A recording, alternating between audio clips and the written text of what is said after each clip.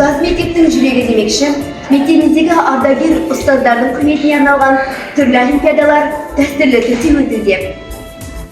Білім саласындағы ерен еңбегі үшін Қазақстан Республикасының президентінің 2010 жарлығымен күміс алқа иегері, сондай-ақ ұзақ жылғы халық ағарту саласындағы еңбегі үшін еңбек ардагері атты медальмен мадақталған Спан Матиштай Әлкей қызы.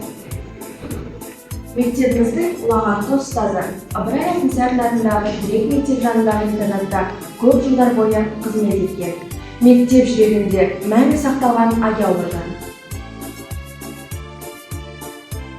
Олай болса сіздерді наурыз айының 15-ші жұлдызында сағат 10:00-де өтетін Ыбырай Алтынсарин атындағы Терек мектеп жанындағы интернатта оқушы сауаттылығын қалыптастыру негізінде көркем жазу өнер атты 2-3 сынып оқушылар аралығында мектепшілік және магниттік мектептермен бірлескен олимпиадамызға шақырамыз.